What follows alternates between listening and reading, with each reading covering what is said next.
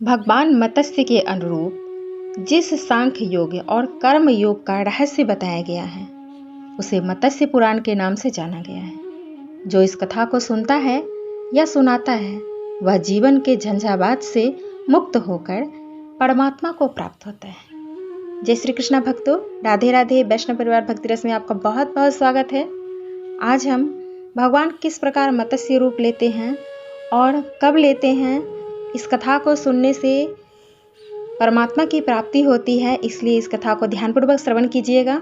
Video पसंद आए तो अपने दोस्तों के साथ जरूर शेयर कीजिए। अभी तक आपने चैनल को सब्सक्राइब नहीं किया है तो प्लीज़ सबसे पहले चैनल को सब्सक्राइब कर लीजिएगा। आइए बिना देर किए इस कथा को प्रारंभ से अंत तक श्रवण करते हैं। राजा परीक्षित ने सुखदेव महाराज जी से पूछा, भगवान के जलचर अवतारों में से एक अवतार मत्स्यावतार है। हे प्रभु, भगवान ने मत्स्य रूप में किसका उद्धार किया? उस दिव्य कथा को कहने का कष्ट करें। सुखदेव जी महाराज ने कहा, हे राजन, भगवान का अवतार चाहे जिस रूप में हो, उसका अभिप्राय उदार और उद्यत होता है। अभिप्राय और उद्देश्य व्यापक और विराट होता है। कोई विशाल योजना को या समूह उपस्थिति समस्या के निवारण के लिए परमात्मा के विभिन्न अवतार हुए हैं। चाहे वह वराह हो चाहे कच्छप, उनके आकार के प्रभाव पर भक्त को नहीं जाना चाहिए। उनके स्वभाव के उदार अवधारणा पर मन को केंद्रित करना चाहिए। भगवान का एक अवतार मत्स्य अवतार है। अगर स्थूल दृष्टि से सोचा जाए तो आप मछली तमो गुण को प्रतिबिंबित करती है, इसलिए जगत निंदित है। किसी व्यक्ति के अंतर्गत प्रवृत्तियों और चेष्टाओं को हमारे पुराणों में वर्णित मतानुसार सत्य, रज और तम तीनों प्रवृत्तियों की वस्तु भेंटकर व्यक्ति के अंतर्भावों को जानने और पहचानने की प्रथा है। शायद इसलिए भरत जी के चित्रकूट गमन पर निषाद राज ने भरत की मानसिकता और अभिप्राय को समझने के लिए 3 प्रकार की वस्तुएं उपहार में भेंट की थी। कंदमूल सात्विक प्रवृत्ति, खगमृग राजस प्रवृत्ति और मीन तामस प्रवृत्ति का परिचायक है। परंतु भक्त शिरोमणि भरत की दृष्टि त्रिगुणातीत होने के कारण तीनों उपहारों पर नहीं पड़ी। परीक्षित ने पूछा, हे स्वामी, जगत निंदित तमोगुणमय मत्स्य रूप को धारण करने से ऐसा लगता है मानो भगवान स्वयं ही कर्म के बंधन में बंध गए हैं। सुखदेव जी महाराज ने कहा, हे राजन, यह तुम्हारे चिंतन की एक दिशा है जो उसके सर्व स्वरूप पर केंद्रित है, परंतु मछली के स्वरूप में आनंद निर्हित विलक्षण भाव को प्रकट करने के लिए शायद भगवान ने मत्स्य अवतार ग्रहण किया।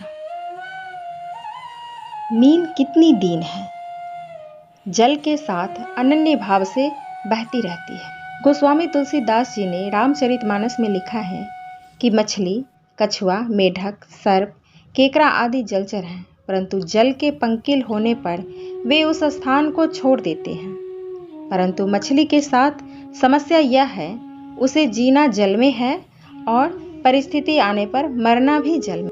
दूसरे जीव जल ना रहने पर कहीं और परिस्थिति बस चले जा सकते हैं, लेकिन मछली अनन्य भाव से जल में ही रहती है। परमात्मा ने शायद जीवों में उस अनन्य भाव को उद्घाटित करने के लिए मत्स्य के रूप में अवतार लिया था। अगर मछली को जल नहीं मिलता है तो जल बिन मछली मर जाती है। उसके बाद कहते हैं, उस मत्स्य के अनन्य भाव को परिचायक अवतार भी माना जा सकता है। आज के सामाजिक वातावरण में धर्म का उन्माद है, चिंतन का एक दिशाहीन प्रवाह है। चाहे भय से हो चाहे प्रेम से, धर्म और ईश्वर में लोगों की आस्थाएं बढ़ी हैं। कई संत अपने को भगवान घोषित कर चुके हैं। कई लोग अपने हठ योग से ईश्वर का दर्शन कराने का दावा करते हैं कि आप हमारे पास आइए, हम आपको ये मंत्र बताएंगे और ईश्वर का दर्शन होगा। बट ऐसा नहीं होता है। कई लोग धर्मशाला, स्कूल, यज्ञ अनुष्ठान, भिक्षुक भोजन आदि कराते हैं, तो क्या उनको ईश्वर की प्राप्ति होगी? ईश्वर प्राप्ति के इस उपक्रम में जहां आज श्रद्धा और भक्ति का प्रदर्शन एवं आडंबर से संस्कृति की उपासना नहीं होती, वह निष्ठा एवं श्रद्धा का संदर्भ है। प्रदर्शन के दल दल में ईश्वरीय सत्ता का पुष्प नहीं खिलता। इतने अनुष्ठान और यज्ञ के बाद भी हमें ईश्वर क्यों नहीं मिल रहा? क्योंकि ईश्वर प्राप्ति आडंबर नहीं, प्रेम से होती है, तड़प से होती है, प्रबल जिज्ञासा से होती है। इतनी तड़प, इतना प्रेम जीव में परमात्मा प्राप्ति के लिए हो, उसको मनीषियों ने सीमा में बांधने का प्रयास किया है। एक शिशु को मां के दूध के लिए जितनी तड़प होती है, जीवन और मृत्यु से संघर्ष करते हुए रोगी को जो तड़प औषधि के लिए होती है, चातक को जितनी तड़प स्वाति के एक बूंद के लिए होती है, चकोर की तड़प चंद्रमा के लिए रहती है, जिस प्रकार निर्धन व्यक्ति धन के लिए तड़पता है, ये सब सीमाएं विद्वानों ने बांधी है। अंत में उन्होंने लिखा, इस प्रकार मछली जल के लिए तड़पती है, उतनी तड़प जीव के अंतर्मन में जब तक एक परमात्मा के लिए नहीं होगी, तब तक परमात्मा का साक्षात्कार असंभव है। मीन क्या है? मछली क्या है? अनन्य प्रेम की पराकाष्ठा है।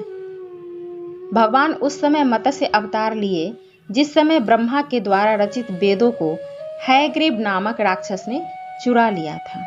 हे राजन, उसी समय सत्यव्रत नाम के राजा परम भगवान पारायण होकर सिर्फ जल का आहार करके तपस्या कर रहे थे। एक दिन कृतमाला नदी में सूर्य को जल देते समय एक मछली उनके अंजलि में आ गई। मछली को राजा ने जल में छोड़ दिया। मछली ने व्याकुल होकर कहा, आपने मुझे मृत्यु में धकेल दिया है। जल के बड़े बड़े मगरमच्छ मुझे खा जाएंगे। राजा ने मछली को लाकर एक पात्र में रख दिया। मछली का आकार निरंतर बढ़ता था। पुराण में वर्णन है कि मछली दिन भर में 100 योजन बढ़ जाती है। राजा ने बराबर पात्र बदला। अंत में उस विशाल मछली को राजा ने समुद्र में छोड़ दिया और पूछा, आप कौन हैं? भगवान नारायण के सिवा ऐसा चमत्कार और कोई नहीं कर सकता। तब मत्स्य भगवान ने बताया, कल्पांत होने के कारण, ब्रह्मा जी को निद्रा आने के कारण और निद्रा के वेग में जम्हाई से मुख से निकले वेदों को हैग्रीव राक्षस ने हरण कर लिया। मत्स्य भगवान ने बताया, हे सत्यव्रत, आज से 7वें दिन प्रलय होगा। तुम औषधि बीज और सप्त ऋषियों को लेकर नाव पर बैठ जाना।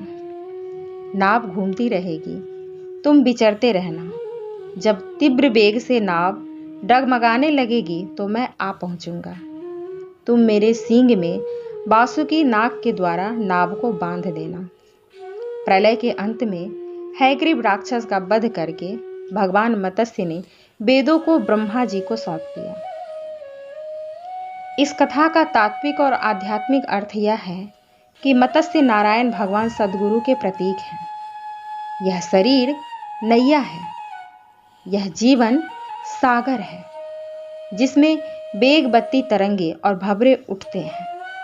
प्रवाह जो तीव्र होता है, कृतमाला नदी की ही जीवन का प्रवाह है।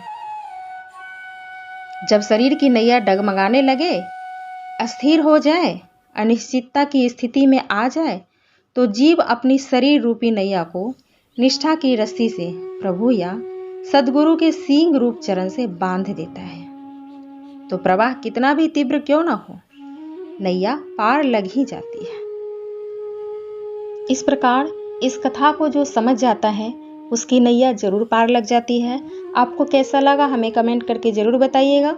मिलते हैं नेक्स्ट वीडियो में, तब तक के लिए जय श्री कृष्णा, राधे राधे।